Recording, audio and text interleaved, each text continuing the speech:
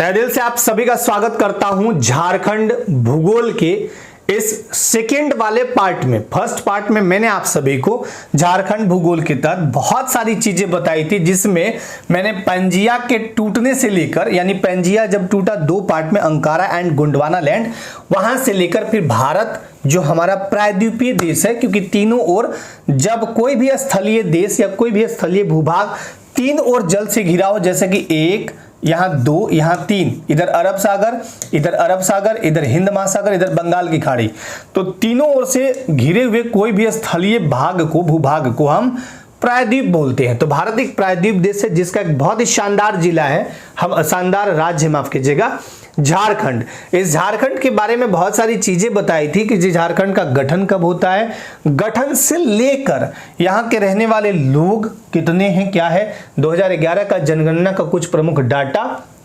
इसके साथ साथ झारखंड के बारे में रोचक जानकारी, जैसे कि झारखंड का जो दो प्रमुख भूभाग है, छोटा नागपुर का पठार एंड संथाल परगना। छोटा नागपुर का पठार जहां 5 जिले आते थे 1961 की जनगणना के अनुसार, रांची, धनबाद, सिंहभूम, हजारीबाग एंड पलामू, और एक संथाल परगना, जो संथाल परगना था वो भागलपुर प्रमंडल का एक जिला हुआ करता था। दोनों को मिला दीजिए। अब खनिजों का गोदाम घर, इस छोटा नागपुर पठार को हम क्या बोलते हैं, खनिजों का गोदाम घर। क्या कहते हैं, खनिजों का गोदाम घर, यानी हमारा ये गोदाम घर है, खनिजों का गोदाम घर, ठीक है, खनिजों का गोदाम घर। इसी छोटा नागपुर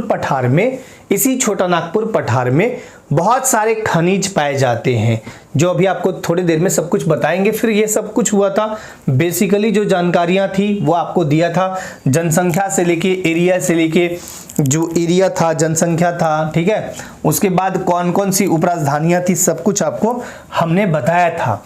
बाकायदा आपको ये भी बताया था कि उत्तर में बिहार से 10 जिले, दक्षिण में उड़ीसा से 4 जिले, और पूर्व में पश्चिम बंगाल से 10 जिले, और पश्चिम में छत्तीसगढ़ से 4 जिले, और यूपी से हमारा गढ़वा जिला, यूपी, बिहार और छत्तीसगढ़ से लगता है। ये सब कुछ दिखाए थे। फिर लैंड लॉक्ड दो हमारे जिले हैं, लोहरदगा एंड खूंटी, साक्षरता दर वगैरह सब कुछ आपको बताए थे, सॉरी 1% वगैरह बताए थे, जिसमें लातेहार नंबर 1 55.54% के साथ।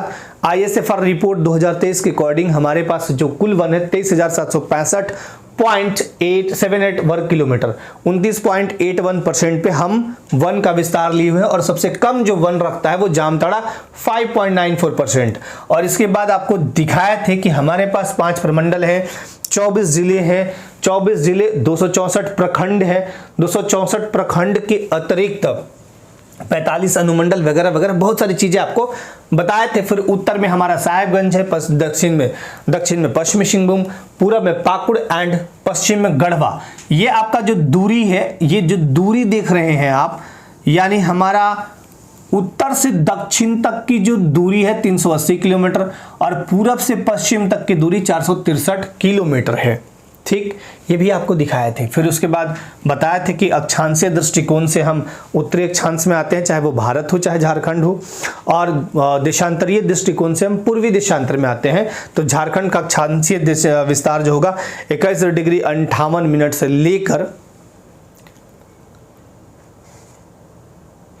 हाँ, वो अपने मोबाइल का थोड़ा सा बढ़ा लीजिए, बाकी रिकॉर्डिंग फॉर्मेट में जो जाते हैं क्लास, उसमें साउंड का कोई इशू नहीं होता है, क्योंकि वो फिर ऑटो जनरेटेड होते हैं। 21 डिग्री 58 मिनट से लेके 25 डिग्री 19 मिनट, साउंड थोड़ा सा धीमा, मतलब वो रखता हूँ, स्लो रखता हूँ, तो आपको अच्छे से सुनाई देगा। देशांतरीय विस्तार में 83 डिग्री 19 मिनट से लेकर 87 डिग्री 57 मिनट, ये आपको दिखाए थे, कल भी बताए थे बहुत अच्छे से। फिर ट्रॉपिक ऑफ कैंसर दिखाए थे, हमारे जो जिले हैं 5 जिलों से गुजरता है, लालो, आर, राम, गुम, लालो, ला से लातेहार, लो से फिर लोहरदगा, आर फॉर रांची, है ना, राम से रामगढ़, और गुम से गुमला, इस टाइप से दिखाए थे आपको, सब कुछ आपको बताया गया था। उसके बाद वाले स्लाइड में हमने आपको दिखाया था सेंसस के बारे में, जनसंख्या 3,29,88,134, 2.72%, 14वें नंबर पे आते हैं। Mail 1,69,30,315, 51.32 and female 1,60,57,819। 48.68, दशकीय वृद्धि 22.42%। यहाँ पे जनजातियों की कुल जनसंख्या 86,45,042, एक 26.21%। ठीक है, वहीं 8 आदिम जनजातियां असुरपरिया, सबरकोरबा, मालपाड़िया, सोरिया पहाड़िया, ब्रिजिया, बिरहोर, इस टाइप से आपको बताए थे। फिर पलामू में सर्वाधिक 80% 80 जनसंख्या पलामू में है और न्यूनतम लोहरदगा में। 80 जनसंख्या 39,85,644, 12.08। और उसके बाद ये सब लिंगानुपात वगैरह हम आपको बताए थे। ये बहुत इंपॉर्टेंट है, तीनों पॉइंट, सारे पॉइंट। क्यों बताऊं क्योंकि ये एग्जाम में हमेशा पूछे जाते हैं। अभी आप जेपीएससी का देख लीजिए या जेएसएससी का एग्जामिनेशन पूछा गया है, तो ये याद रखिएगा। हाँ, इसके बारे में बता देते हैं कितना है। तो 948 हमारा लिंगानुपात है और शिशु लिंगानुपात भी उतना ही है। जनसंख्या घनत्व 414 व्यक्ति प्रति वर्ग किलोमीटर है। कुल हमारा साक्षरता दर 66.41 है। मेल का है 76.84 और फीमेल का 55.42%। इसके बाद आपको 6 नए जिले लातेहार वगैरह दिखाए थे कि 19वां जिला बना था। फिर आपको दिखाए थे प्रमंडल एंड अनुमंडल है, प्रखंड है, ग्राम पंचायत, जिला परिषद वगैरह वगैरह चीजें बताते हम। फिर चट्टान, ज्यादातर आर्कियन क्रम की चट्टाने हैं। फिर झारखंड एक पठारी भूभाग है जिसमें आपको बताए थे कि इस पठार में बहुत जबरदस्त खनिज छुपे हुए हैं। खनिज का गोदाम घर कहते हैं। हमारे यहाँ कोयला, प्राइम कुकिंग कोल का एकमात्र उत्पादक राज्य झारखंड है। फिर यूरेनियम का भंडार नंबर 1 पे आते हैं हम लोग। इसके अलावा अभ्रक है, लोहा है, तांबा है, बॉक्साइड है, बहुत सारे हैं। इतने स्पीड से मैं सिर्फ इसलिए लाया अभी तक यहां कि आपका एक रिवीजन हो जाए पहले क्लास का। अब आराम से पढ़ाएंगे। इतना तक वो रिकैप था एक तरह से, जैसे मूवी वगैरह ये सीरियल वगैरह देखते हैं ना, तो कल क्या हुआ था ये, तो वो रिकैप था। पाट क्षेत्र कैसे, ये ऐसे बनाया था मैंने, जिस पाट क्षेत्र की औसत ऊंचाई 900 मीटर से 1100 मीटर। नेतरहाट पाट सबसे ऊंचा है 1180 मीटर। ठीक है, इस पाट क्षेत्र से कई नदियां भी निकलती है पठारी भूभाग से। झारखंड की सर्वोच्च चोटी है हमारा पारसनाथ। ये सारा कुछ बता चुके थे। अब इन पठारी भूभाग को, जैसे निचला हजारीबाग का पठार, ऊपरी हजारीबाग का पठार, इन दोनों पठारों को बीच से कौन काटता है, तो दामोदर नदी। राज्य की सबसे लंबी, चौड़ी, गहरी, प्रदूषित देवनद बंगाल का शोक 592 किलोमीटर में विस्तृत है। झारखंड में 290 किलोमीटर। सर्वोच्च जलप्रपात बूढ़ाघाघ या लोध जलप्रपात 143 मीटर या 465 फीट लातेहार बूढ़ा नदी बनाती है। लातेहार में डीवीसी दामोदर वैली कॉर्पोरेशन, जो दामोदर नदी घाटी परियोजना अमेरिका के टेनेसी नदी घाटी परियोजना पर आधारित 7 जुलाई 1948 को इसकी स्थापना होती है। यहां तक हो चुका था। अब हम लोग थोड़ा आगे बढ़ते हैं, पर आगे बढ़ने से पहले आपको एक चीज दिखाते हैं। यहां आइए। अब हम दिखाते हैं जब हमारे पास खाने को हो गया, यानी हमारे पास अन्न भंडार। हाँ, एक चीज और है, रुक जाइए, इसके बाद हम लोग चलेंगे यहाँ पे, है ना। अब हम आपको कुछ चीज दिखाते हैं। जब हमारे पास झारखंड क्या है, एक कृषि प्रधान राज्य है, तो कृषि की बात करते हैं, एग्रीकल्चर की बात करते हैं। जब एग्रीकल्चर होगा तो कुछ चीजें चाहिए आपको, जैसे कि हमारे पास जमीन यानी कि भूमि, हमारे पास कृषि योग्य भूमि 38 लाख हेक्टेयर। ये सब बताए तो नहीं है ना आपको कल, एक सेकंड रुकिए, तो नहीं बताया ना, ठीक है। हमारे पास 38 लाख हेक्टेयर भूमि है। इस भूमि पे सबसे ज़्यादा जो मिट्टी पाई जाती है, क्योंकि हम मिट्टी के अध्ययन को पेडोलॉजी कहते हैं, तो मिट्टी जो पाई जाती है वो सर्वप्रमुख जो मिट्टी है, हमारे पास जो सर्वप्रमुख जो मिट्टी पाई जाती है वो पाई जाती है रेड सॉइल, लाल मिट्टी। कौन सी मिट्टी? लाल मिट्टी।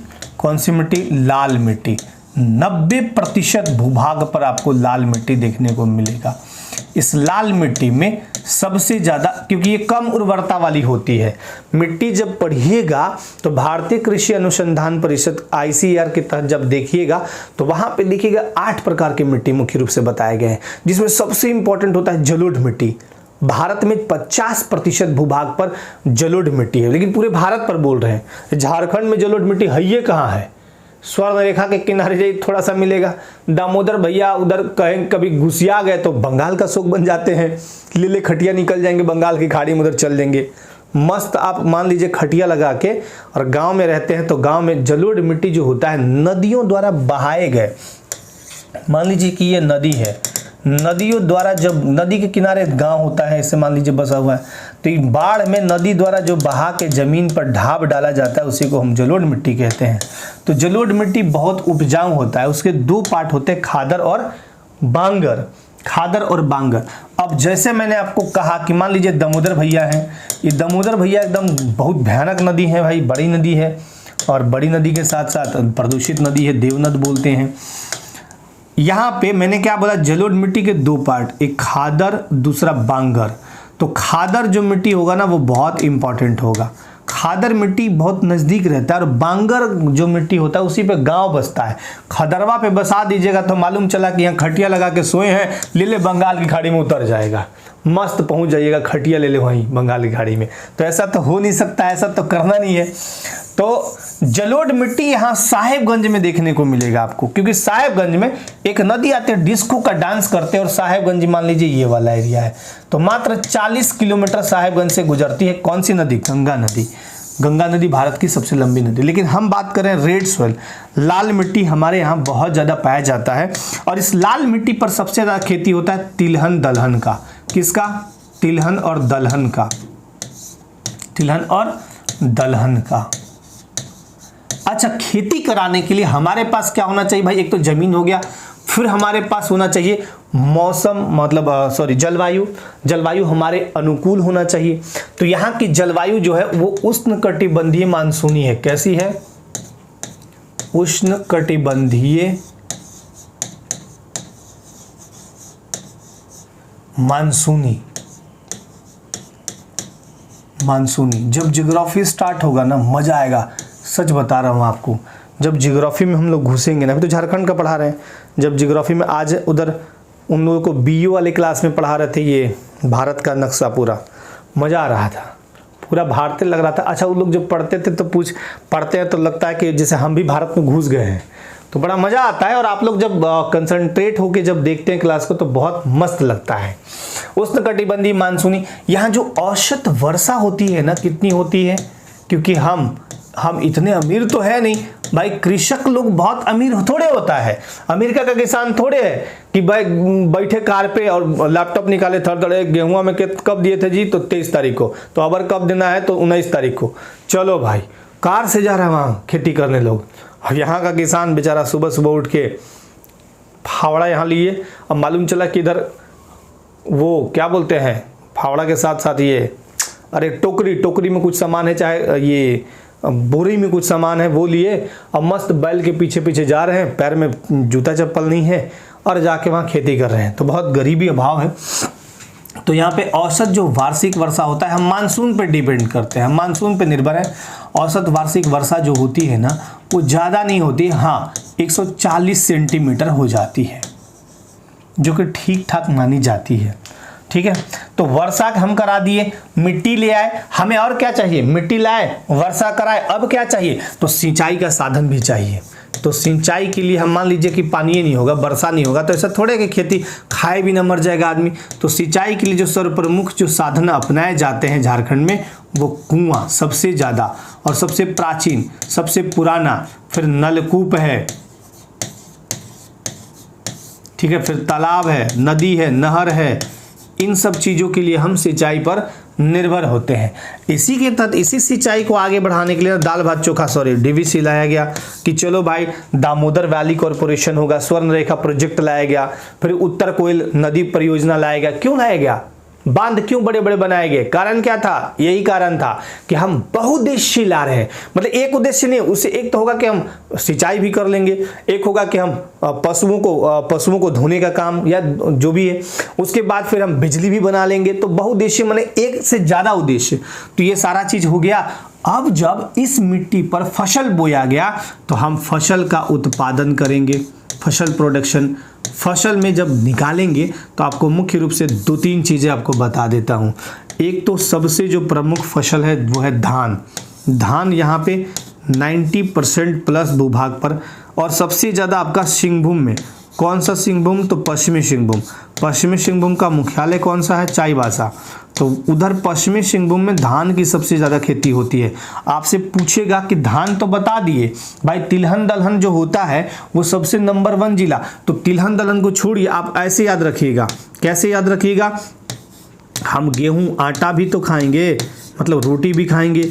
गेहूं में प्लस जौ में, जौ से हम सतुआ बना देंगे, प्लस मकई, मोटा अनाज होता है मकई, तिलहन। इन सब में जो अव्वल जिला है, इन सब में जो अव्वल जिला मतलब नंबर 1 जिला वह है पलामू। पलामू में इन सब की खेती बहुत तगड़ी होती है, क्योंकि पलामू में लाल मिट्टी भी पाया जाता है और मकई वगैरह खूब होता है। तो एक तो ये हो गया फसल उत्पादन में। हम गौन उत्पादन भी तो करेंगे, जो लोगों को शायद दिखाई ना दे रहा हो, लेकिन हम गौन उत्पादन करेंगे। वन संसाधन हमारे पास जबरदस्त है, तो क्यों ना हम गौन उत्पादन में हम कुछ चीजें लाएं। जैसे कि हम पेड़ पर क्या लगा दिए, रेशम हम क्या लगा दिए, उसके बाद ये क्या बोलते हैं उसको, लाह रिसर्च अनुसंधान केंद्र, उधर आप देखिएगा रांची में है। फिर रेशम हम 60% अकेले उत्पादन करते हैं, तो हम नंबर 1 स्टेट बनते हैं जब रेशम का उत्पादन।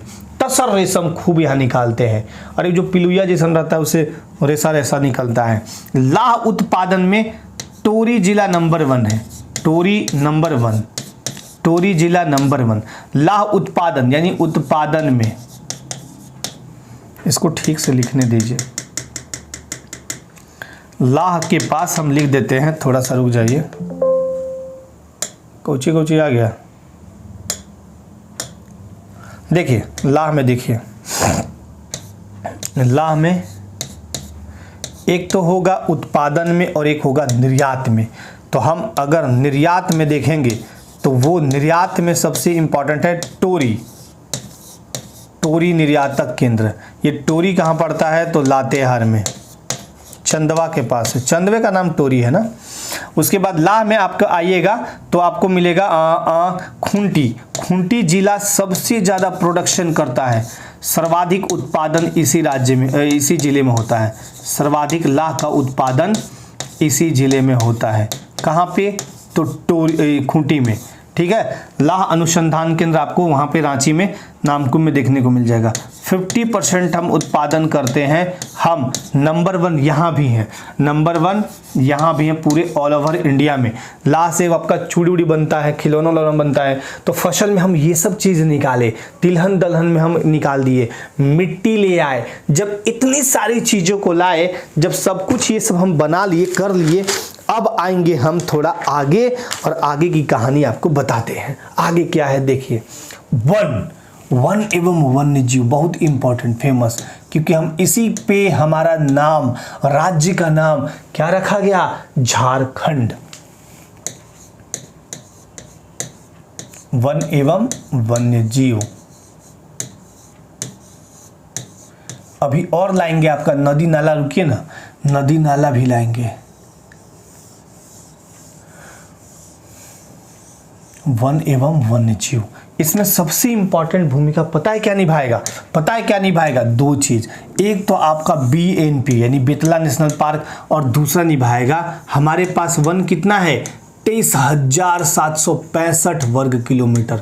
इतना ही है ना, 23,765.78 किलोमीटर स्क्वायर, वर्ग किलोमीटर, यानी हमारे पास 29.81% पर वन फैला हुआ है, 23,765 वर्ग किलोमीटर पर। तो वन का वैल्यू क्या है, जब वन्य जीव रहेगा ही नहीं। घर बहुत सतमहला बना दीजिए, मार्बल लगा दीजिए, सोना का सब कुर्सी उर्सी बनवा दीजिए, और रहने वाला कोई है ही नहीं है, तो नदारत है, उसका मतलब कोई वैल्यू ही नहीं है। तो वन एवं, अब वहाँ यहाँ पे झारखंड में एकमात्र नेशनल पार्क कौन है, BNP, Betla national park. Betla national park को हम BETLA लिखते हैं, BETLA, बेतला। बेतला का मतलब क्या होता है, B फॉर बाइसन,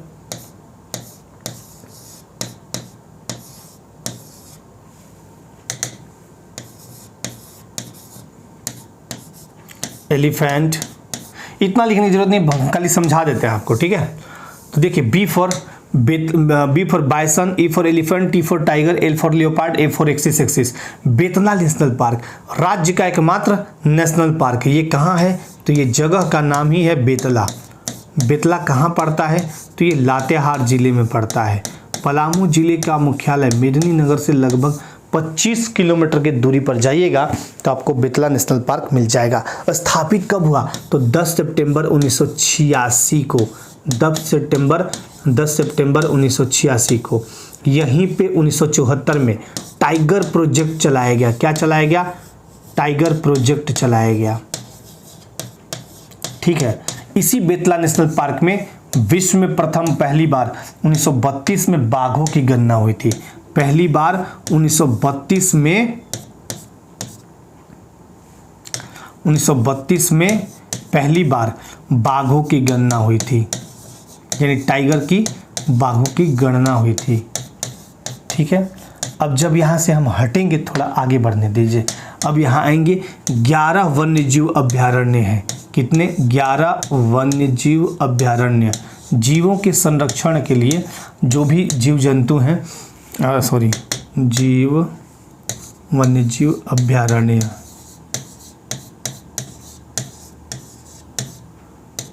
ग्यारह वन्यजीव अभ्यारण्य, जिसमें सबसे बड़ा आपको मिलेगा पलामू वन्यजीव अभ्यारण्य।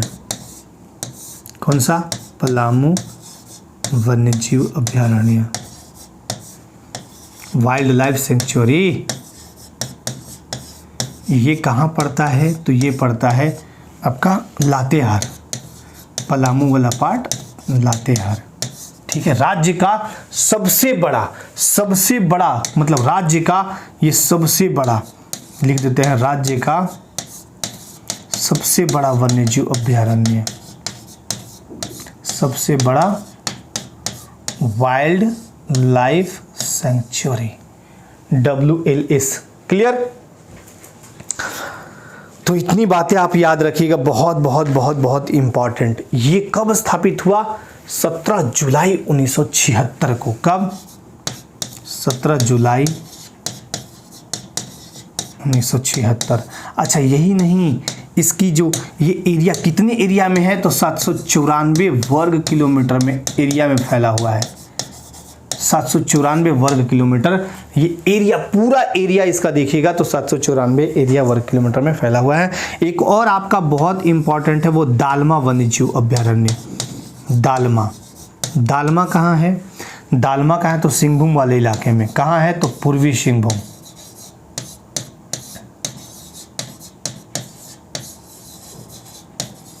और यहाँ पे क्या है? तो एलिफेंट रिजर्व। एलिफेंट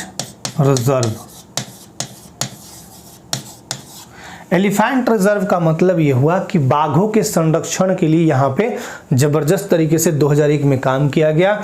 यहाँ जो है गज आरक्ष यहाँ पे स्थापित किया गया 2001 ईस्वी में। तो बहुत सारे हैं, फिर गौतम बुद्ध अभ्यारण्य है, महुआ डांड का भेड़िया अभ्यारण्य है, साहेबगंज का उधर उधवा झील पक्षी विहार, तो बहुत तरह की चीज़ें हैं।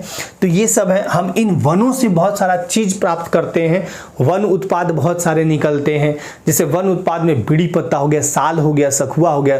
साल सखुआ एक ही चीज़ है। साल हो गया, पलाश हो गया, हमारा जो राजकीय पुष्प है पलाश ही है, हमारा जो राजकीय वृक्ष है साल है। तो वन से बहुत फायदे हैं, वन से बहुत सारा उत्पाद भी हमको मिलता है, लकड़ियाँ मिलती हैं, ये सारी चीज़ें हैं। और इन्हीं वनों पे जैसे कि आप देखिएगा, ये जो आपका लगाया जाता है लाह किस पे? वन पे लगाए जाते हैं, मतलब कि बैर पे लगा देगा, पलाश पे लगा देगा। बैर का जो पेड़ होता है, बेर का छोटा छोटा खाने का बहुत अच्छा होता है वो। तो ये सारी चीज़ें आपको इतनी बातें पता होनी चाहिए। कुछ चीज़ें और अभी आपको दिखाते हैं, जैसे कि खनिज में आप जब जाइएगा तो बहुत सारे खनिज हमारे यहाँ पाए जाते हैं। अबरक हो, कोयला हो। तो जब हमारे पास सारे खनिज हैं, जैसे कि अबरक है, कोयला है, तांबा है, एल्युमिनियम है, लौह है, तो उसके लिए हम उद्योग लगाएंगे। अब क्या करेंगे? उद्योग लगाएंगे। कि कहाँ लगाएंगे? अपने देश में लगाएंगे। और इन उद्योगों के विकास के लिए हम विकास क्षेत्र प्राधिकरण बनाएंगे, जो कि 4 हैं। ठीक है? आइडा, बाइडा, रियाडा, स्पाइडा। तो वो क्या काम करेंगे? इनका प्रबंधन करेंगे, इनको आगे बढ़ाने के लिए काम करेंगे। तो राज्य का जो रेवेन्यू है वो जनरेट ज़्यादा होगा, यानी पैसे आएंगे। और जब एक बार राज्य में पैसे आने स्टार्ट होंगे तो राज्य की स्थिति बहुत अच्छी होगी। तो इतना तो आप समझ गए, ये सारा कुछ है। उसके बाद हम थोड़ा सा आपको अब ले चलते हैं यहाँ पे, एक बार अब ले चलते हैं थोड़ा आगे, और आगे की चीज़ों को दिखाते हैं। ठीक है, चलिए अब आगे दिखाते हैं। जब ये सारा चीज हुआ ना तो हम लाए टिस्को को, Tata iron and steel company. किसको लाए? Tata iron and steel company. Tata iron and steel company को लाएंगे, Tata iron and steel company, TISCO. अभी आपको पिछले क्लास में हमने आपको समझाया भी था। फिर टिस्को आएगा, TISCO Tata iron and steel company 1907। ये कहाँ स्थापित है? जमशेदपुर में। कहाँ स्थापित? अच्छा एक चीज़ रुक जाइए, आपको वो वाला चीज़ दिखाए थे कि नहीं, एक सेकंड रुक जाइए। नहीं हुआ तो यहाँ आपको पहले बता लेते हैं, फिर हम वहाँ ले चलेंगे।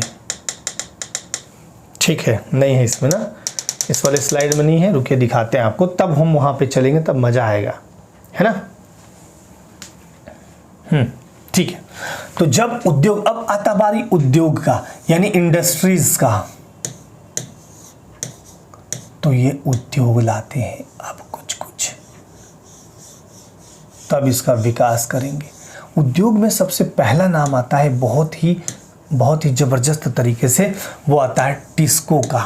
डिस्को नहीं पढ़ना, TISCO, Tata iron and steel और सीओ फॉर कंपनी। तो जब Tata iron and steel company आएगा तो इसके जो मुख्य संस्थापक, दो इसके संस्थापक माने जाते हैं। कौन कौन सी? तो एक आते हैं दोराबजी टाटा। कौन है? दोराबजी टाटा। और दूसरे का नाम क्या है? जमशेदजी टाटा। जमशेदजी टाटा। कब स्थापित हुआ ये टिस्को? तो 1907 ईस्वी में। 1907 ईस्वी में कहाँ स्थापित किया गया? ये 1907 में कहाँ स्थापित किया गया? तो ये साकची में। साकची कहाँ पड़ता है भाई? तो ये पड़ता है जमशेदपुर में।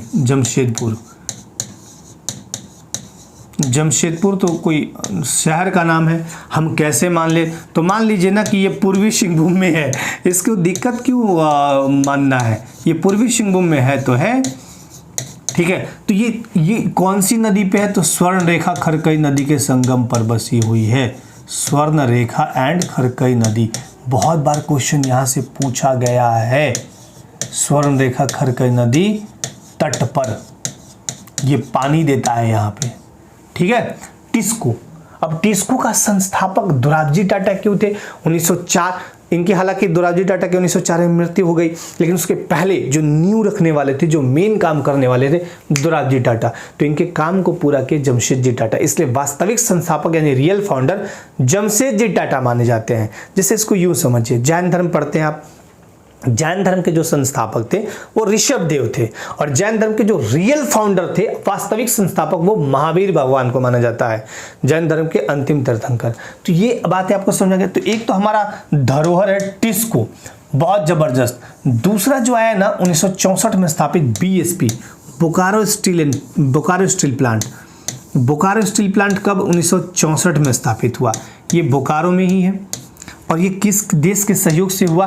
तो ये रूस के सहयोग से हुआ। किसके सहयोग से हुआ? रूस के सहयोग से।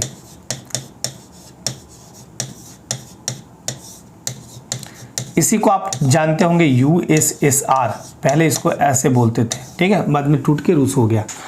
तो बीएसपी बोकारो स्टील प्लांट हम लाए 1964 में। एक और चीज बताते हैं जो बहुत इंपॉर्टेंट, वो है HEC, heavy engineering corporation. Dhurwa में जाइए रांची में, तो हैवी इंजीनियरिंग कॉरपोरेशन, यहाँ पे आपको ये चेकोस्लोवाकिया देश के सहयोग से, इसमें चेकोस्लोवाकिया,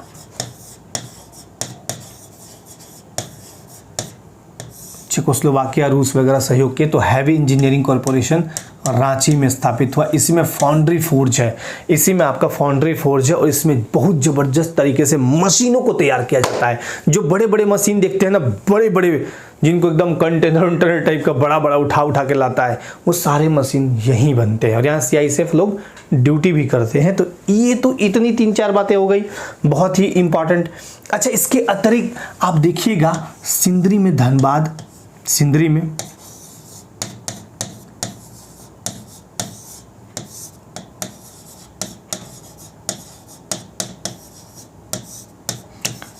उर्वरक कारखाना,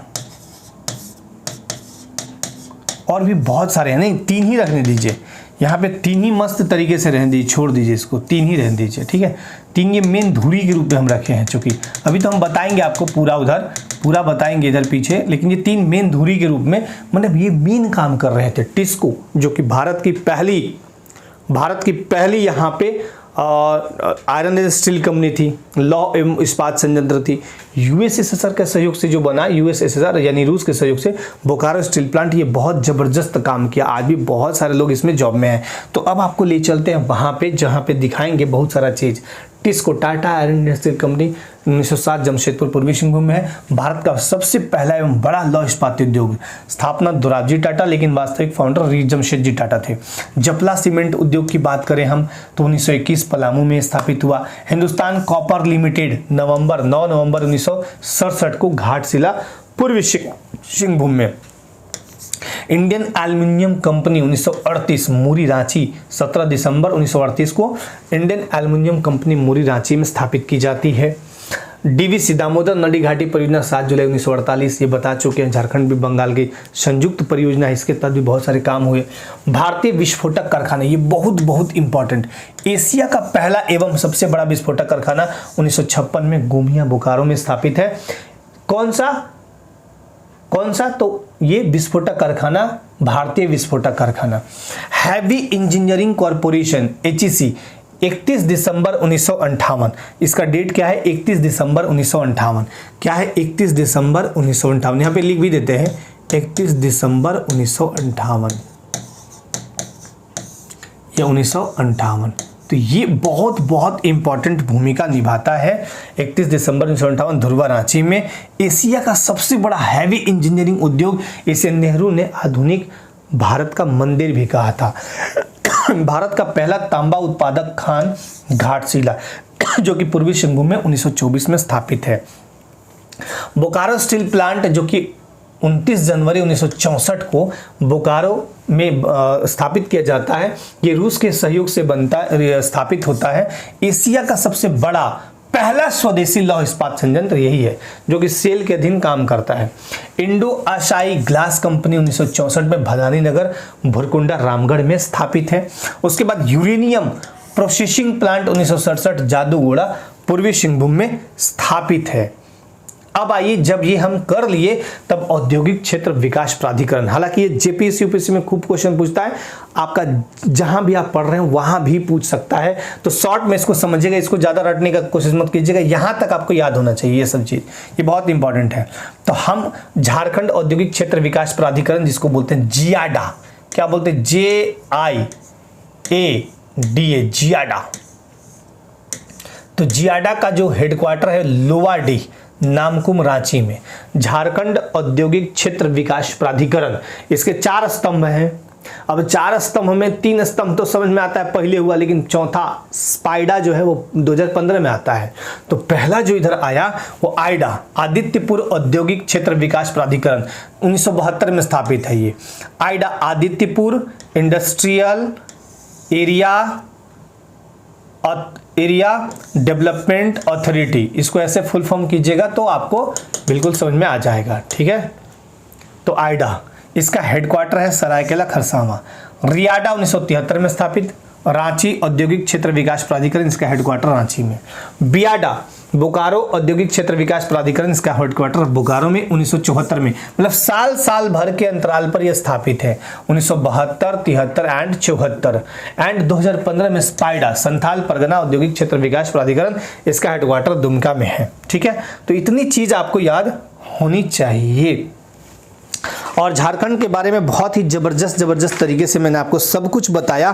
फिर आपका आता है BCCL, CCL central cold limited, इसके तहत आपका हजारीबाग हो गया, पलामू वाला एरिया हो गया, फिर झरा वगैरह रांची हो गया। और BCCL के तहत आपका झरिया प्लांट आता है। BCCL के तहत झरिया खदान आता है। झरिया क्या है? कोयले के लिए बहुत फेमस है झरिया खदान। किसके लिए फेमस है? कोयले के लिए, यानी कोयला उत्पादन ये सर्वाधिक करता है झरिया, सर्वाधिक। और अगर आपसे कहें कि एरिया में, हम एरिया की बात करें तो एरिया में कौन सा होगा, कर्णपुरा, यानी क्षेत्रफल में सबसे बड़ा आपको भंडार देखने को मिलेगा कर्णपुरा, दोनों धनबाद में उधर आपको देखने को मिलेंगे। तो बीसीसीएल के तहत यानी भारत कुकिंग कोल लिमिटेड, और आप सभी को पता है कि झारखंड एक चीज के लिए बहुत जाना जाता है, प्राइम कुकिंग कोल के लिए। ठीक है, ज्योग्राफी का जो एक सामान्य परिचय था वो आपका कंप्लीट हो गया दोनों पार्ट मिला के। ठीक है, अब आप लोग कोई सवाल है तो पूछिए, बताइए, बाकी आप लोग अच्छे से प्रिपरेशन करिए, है ना। ठीक है, ठीक है, थैंक यू, धन्यवाद। आप लोगों का कोई सवाल हो तो पूछिए।